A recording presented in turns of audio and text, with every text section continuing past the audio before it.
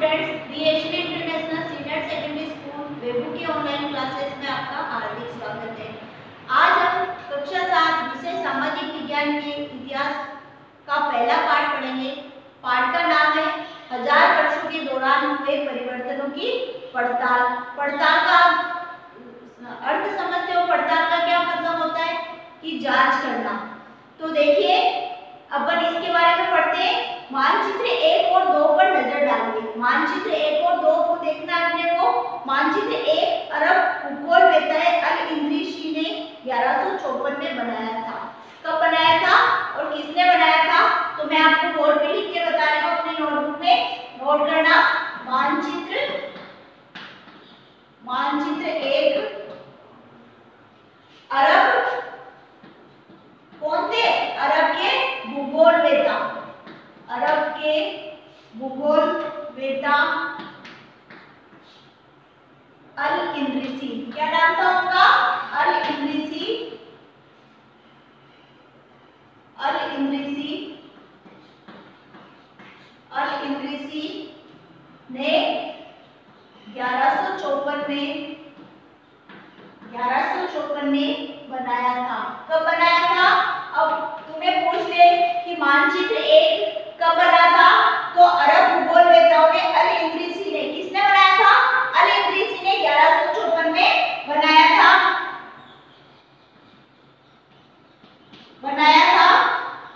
यहाँ जो नक्शा दिया गया है वह उसके द्वारा बनाए गए दुनिया के बड़े मानचित्र का एक हिस्सा है। ये दुनिया के सबसे बड़े मानचित्र का क्या है? एक हिस्सा है और भारतीय उपमहाद्वीप को दर्शाता है। और ये किसको दर्शाता है? भारतीय उपमहाद्वीप को दर्शाता है। किसको दर्शाता है? भारतीय उपमहाद्वीप को दर्शाता है।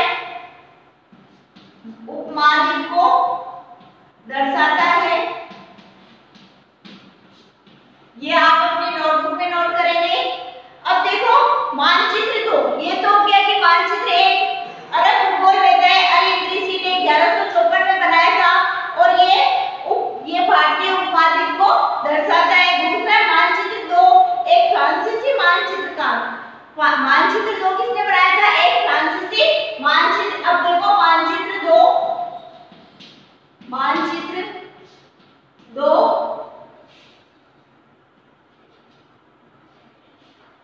एक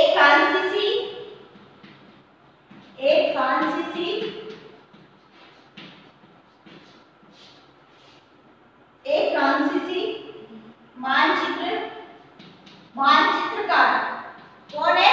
एक फ्रांसीसी मानचित्रकार ने कब बनाया था?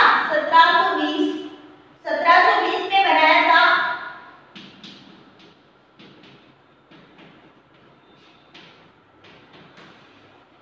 था। दोनों नक्शे एक ही इलाके के हैं मगर उनमें काफी अंतर है। देखो इन दोनों में अंतर क्या है? अल इदरीसी के नक्शे में दक्षिण भारत उस जगह है जहां भारत उत्तर भारत ढूंढेंगे और श्रीलंका का द्वीप ऊपर की तरफ है, जम्मू के नाम अरबी। तो आपको मानचित्र 1 और मानचित्र 2 के बारे में समझ में आ गया होगा कि मानचित्र 1 किसने बनाया था और कब बनाया था, मानचित्र 2 कब बनाया था और किसने बनाया था? अरब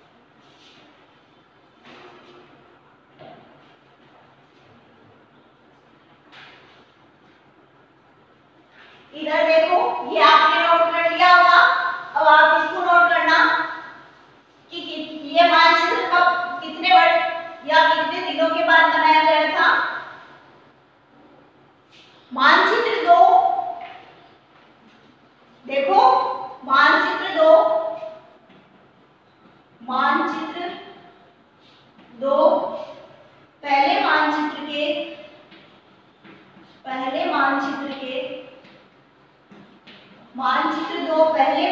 के बनने के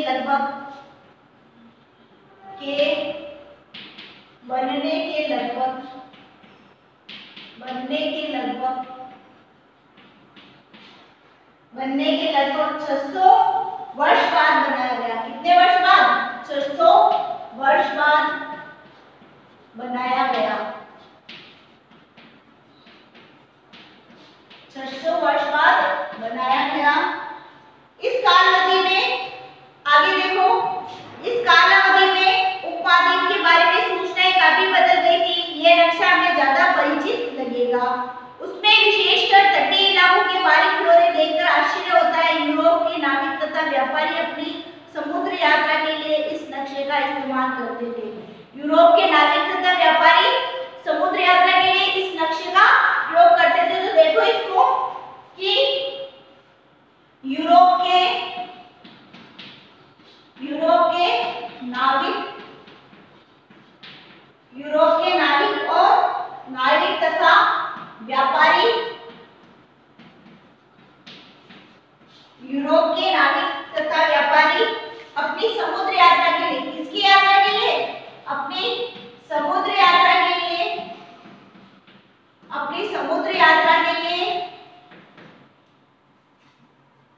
इस नक्शे का इस्तेमाल करते थे।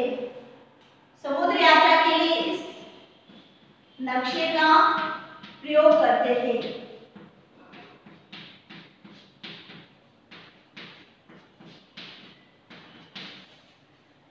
समुद्र यात्रा करनी होती थी जब व्यापारी और नाविक लोग इस नक्शे का प्रयोग करते थे कि किस प्रकार हमको जाना है, यानी कि समुद्र की यात्रा करनी है। अब देखो इतनी ही महत्वपूर्ण एक और बात यह है कि दूसरे युग तक मानचित्र अंकन का विज्ञान भी बहुत बदल गया था। इतिहासकार जब बीते युगों के दस्तावेजों, नक्शों और लेखों का अध्ययन करते तो उनके लिए उन सूचनाओं के संदर्भों का, उनकी भिन्न ऐतिहासिक पृष्ठभूमि का ध्यान रखना जरूरी होता था। अब एक नई और पुरानी शब्दावली के बारे में अपन पढ़ेंगे। ये तो था नक्शे के बारे में कि पहले नक्शे का निर्माण किसने किया, कब हुआ, और दूसरे का भी मैंने आपको समझा दिया। अब नई और पुरानी शब्दावली के बारे में पढ़ेंगे। अगर समय के साथ सूचनाओं के संदर्भ में बदलते हैं तो भाषा और अर्थों के साथ क्या होता है? ऐतिहासिक अभिलेख कई तरह की भाषाओं में मिलते हैं। ये भाषाएं भी समय के साथ साथ बहुत बदली है। ऐतिहासिक अभिलेख कई तरह की भाषाओं में मिलते हैं। अब देखो ऐतिहासिक अभिलेख, ऐतिहासिक अभिलेख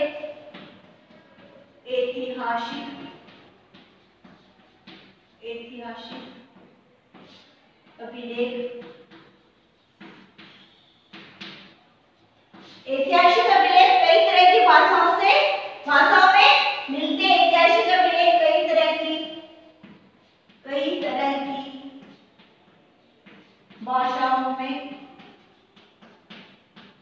कई तरह की भाषाओं में मिलते हैं। ऐतिहासिक अभिलेख कई तरह की भाषाओं में मिलते हैं। अब आगे देखिए, ये भाषाएं भी समय के साथ साथ बहुत बदली। ये भाषाएं क्या समय के साथ साथ बदलती रहती। उदाहरण के लिए मध्य युग की फारसी आधुनिक फारसी भाषा से भिन्न है। मध्य युग की फारसी भाषा आधुनिक भाषा की से भिन्न है। ये भिन्नता सिर्फ व्याकरण और शब्द भंडार में ही नहीं आई, समय के साथ शब्दों के अर्थ भी बदल जाते हैं। समय के साथ साथ क्या बदलते हैं? अर्थ भी बदल जाते हैं। उदाहरण के लिए हिंदुस्तान शब्द को लीजिए। उदाहरण के लिए अपन किसको लेंगे? हिंदुस्तान शब्द को। आज हम इसे आधुनिक राष्ट्र, राज्य, भारत के अर्थ में लेते हैं। हिंदुस्तान का अर्थ अपन किससे लेते हैं? भारत से लेते हैं, राज्य से लेते हैं और राष्ट्र से लेते हैं। ये तो आप सबको पता ही है कि हिंदुस्तान शब्द का प्रयोग हम किसके लिए करते हैं? भारत के लिए करते हैं, देश के लिए करते हैं और राष्ट्र के लिए करते हैं। 13वीं सदी में जब फारसी के इतिहासकार मिनाज-ए-सिराज ने हिंदू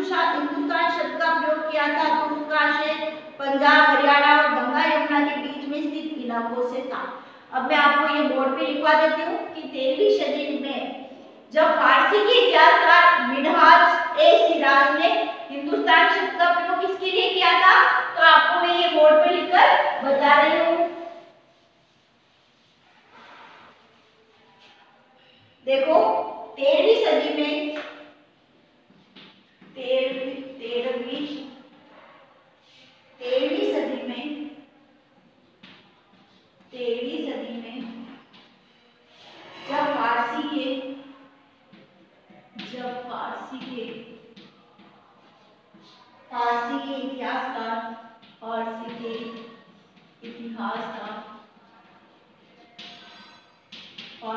इतिहासकार मिनहाज ए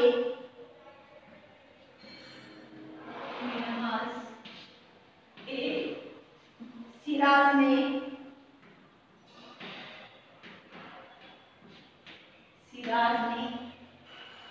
हिंदुस्तान शब्द का प्रयोग किया था। मिराज ने हिंदुस्तान शब्द का प्रयोग किया था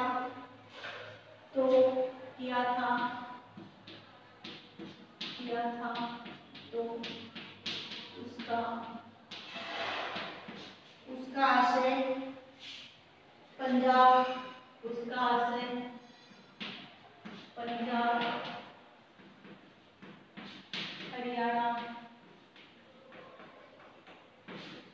हरियाणा और गंगा यमुना के बीच स्थित इलाकों से था। हरियाणा और गंगा यमुना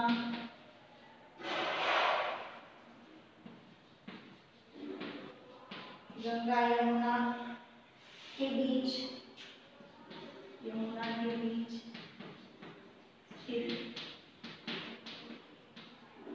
स्थित इलाकों से था। बीच में स्थित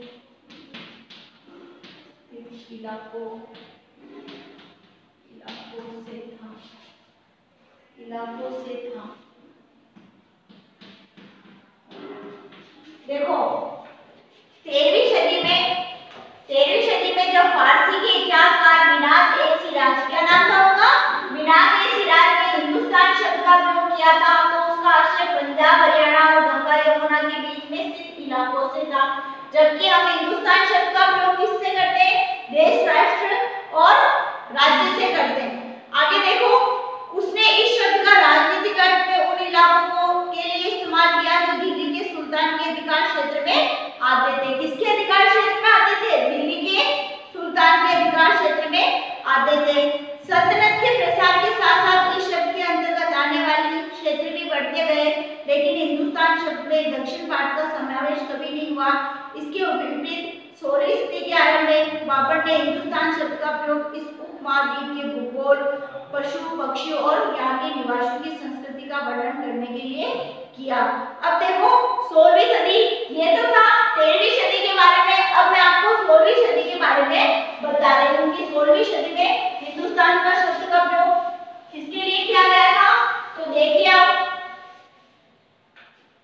देखो 16वीं सदी के आरंभ में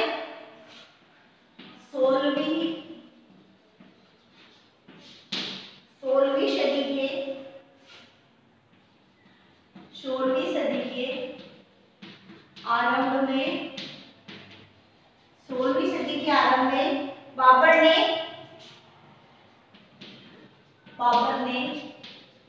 हिंदुस्तान शब्द का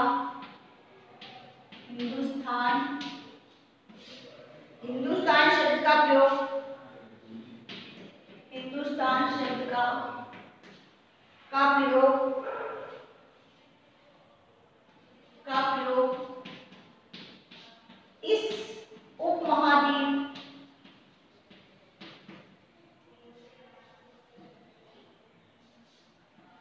उपमहाद्वीप के भूगोल,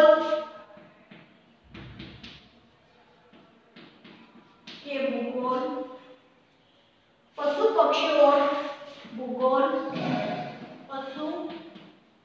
पक्षियों पक्षियों और यहाँ के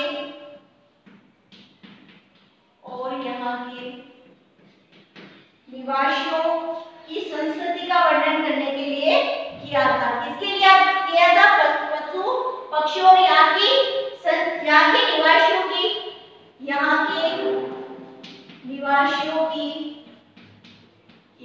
निवासियों की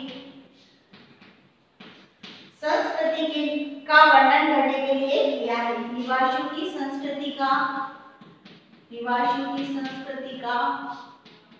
वर्णन करने के लिए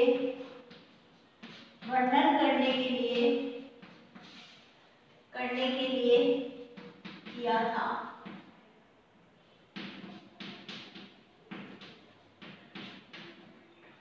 देखो इधर 13वीं सदी का बताया था, उसको आपने नोट कर लिया होगा। अब 16वीं सदी के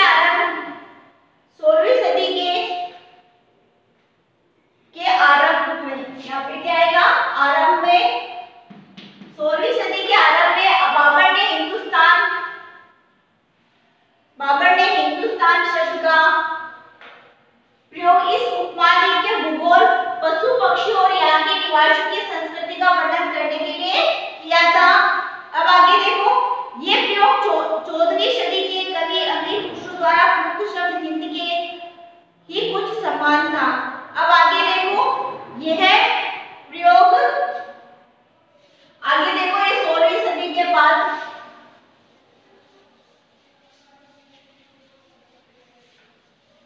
देखो, यह प्रयोग आगे मैं बता रही हूं आपको, यह प्रयोग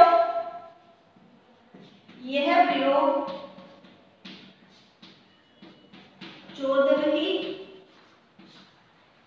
सदी के कवि कौन है? अमीर खुसरो। 14वीं सदी के कवि अमीर खुसरो द्वारा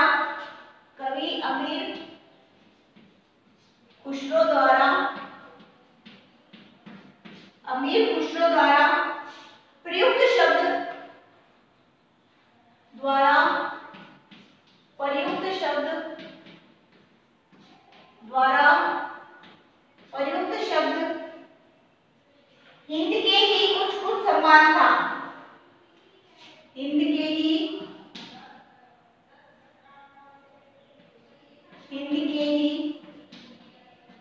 कुछ समान था।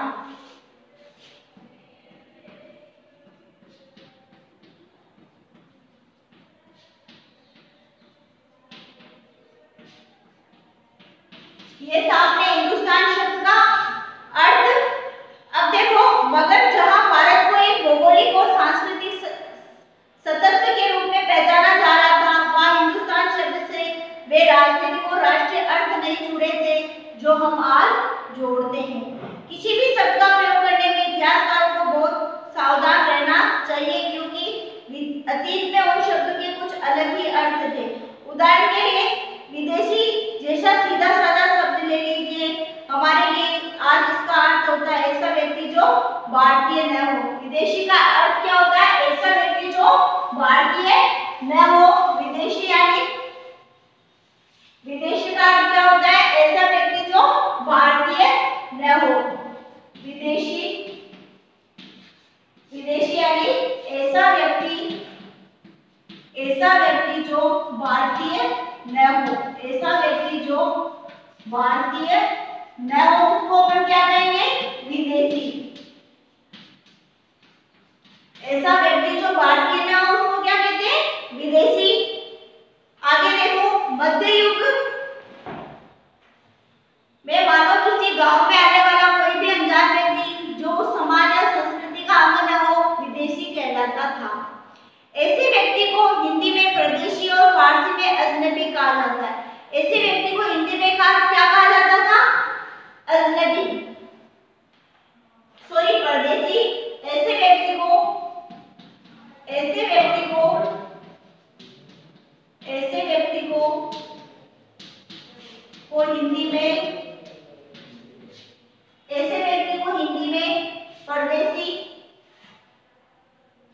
हिंदी में परदेशी और फारसी में क्या कहा जाता था? अजनबी। और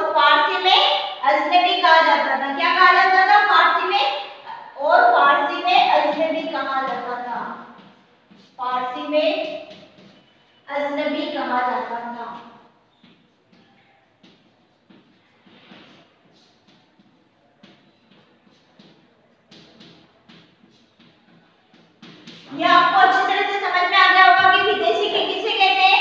ऐसा व्यक्ति जो भारतीय ना हो उसको हम क्या कहेंगे, विदेशी। ऐसे व्यक्ति को हिंदी में परदेशी और फारसी में क्या कहेंगे, अजनबी कहा जाता है। अब आगे देखिए, इसीलिए किसी नगरवासी के लिए वनवासी विदेशी होता था, किंतु एक ही गांव में रहने वाले दो किसान अलग अलग धार्मिक या जाति परंपराओं से जुड़े होने पर वे एक दूसरे के लिए विदेशी नहीं होते थे। इतिहासकार और उनके स्रोत। अब विदेशी और हिंदुस्तान के बारे में आपको अच्छी तरह से समझ में आ गया होगा। अब अपन आगे पढ़ेंगे इतिहासकार और उनके स्रोत। इतिहासकार किस युग का अध्ययन करते हैं, उनकी खोज की प्रकृति क्या है, इसे देखते हुए वे अलग अलग तरह के स्रोतों का सहारा लेते हैं। उदाहरण के लिए पिछले साल आपने गुप्त वंश के शासकों और हर्षवर्धन के बारे में पढ़ा होगा। इस पुस्तक में हम मोटे तौर पर 700 से 1750 ईस्वी तक लगभग 1000 वर्षों के बारे में पढ़ेंगे। कितने? 700 से लेकर 1750 ईस्वी तक लगभग कितने हो गए, 1000 वर्षों के बारे में पढ़ेंगे। इस काल के अध्ययन के लिए इतिहासकार जिन स्रोतों का प्रयोग करते हैं उनमें आपको बहुत सी ऐसी बातें मिलेंगी जो पिछले युग से वैसी ही चली आ रही है, उसमें कोई परिवर्तन नहीं है।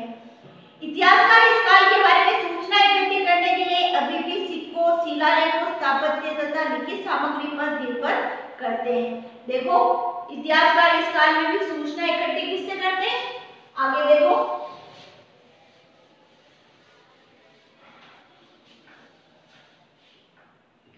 इतिहासकार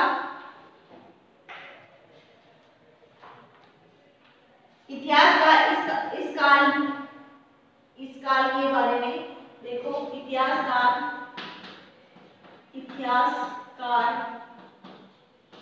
इस काल में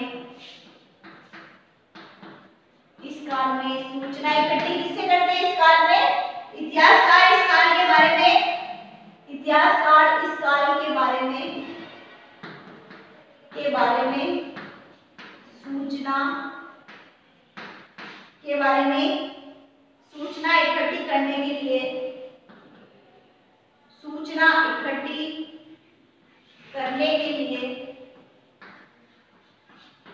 सूचना इकट्ठी करने के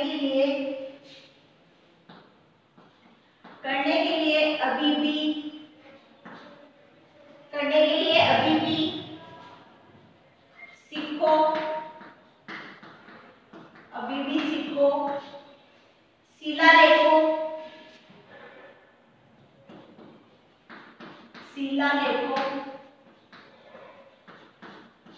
शिलालेखों स्थापत्य तथा लिखित सामग्री पर निर्भर करते हैं। शिलालेखों तथा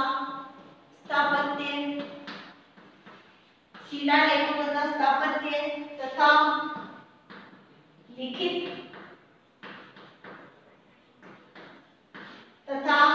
लिखित सामग्री पर निर्भर करते हैं।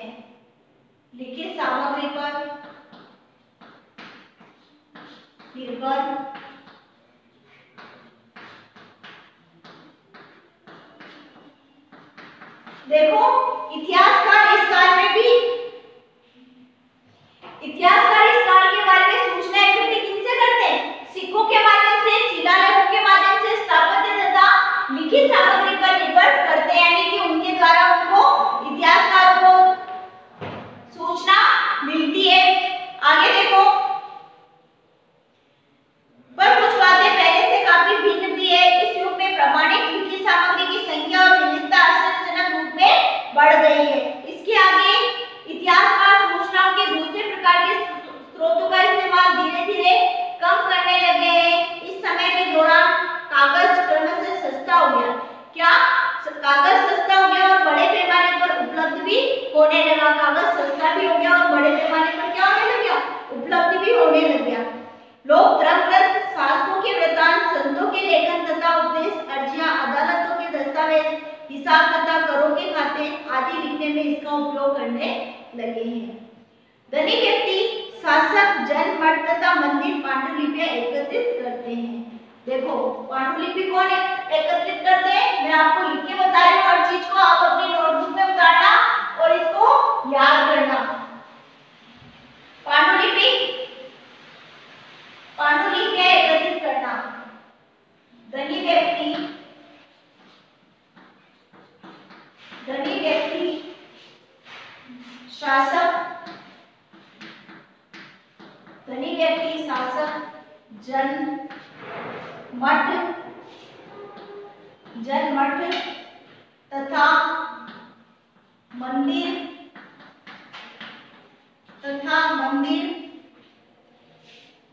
पांडुलिपियां एकत्रित किया करते थे। पांडुलिपियां एकत्रित किया करते थे, एकत्रित किया करते थे। इधर देखो, अब अपने को क्वेश्चन पूछ ले कि पांडुलिपि कौन एकत्रित करते थे, तो धनी व्यक्ति, शासक, जन, मठ तथा मंदिर के लोग पांडुलिपियां एकत्रित किया करते थे। आगे देखो, इन पांडुलिपियों को पुस्तकालय तथा अभिलेखागारों में रखा जाता था। इन पांडुलिपियों को कहाँ रखा जाता था, तो इन पांडुलिपियों को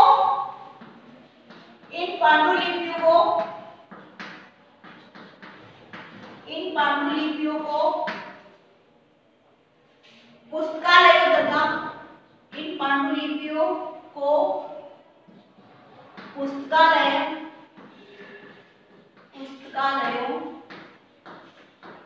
तथा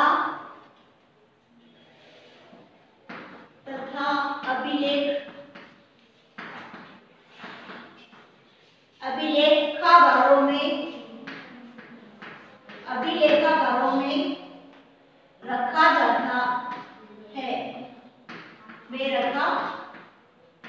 जाता है, देखो, इन पांडुलिपियों तथा दस्तावेजों से इतिहासकारों को बहुत सारी विस्तृत जानकारी मिली, मगर साथ ही इनका उपयोग कठिन है। उन दिनों छापेखाने तो थे नहीं, इसलिए लिपि या नकल की हाथ से भी इन पांडुलिपि की प्रतिकृति बनाते थे। इन पांडुलिपि की प्रतिकृति कौन बनाते थे?